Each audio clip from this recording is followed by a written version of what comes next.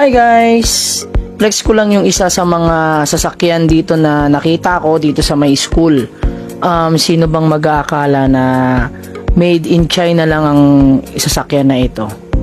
So, Jitor ang pangalan ng sasakyan na ito, ang brand na ito.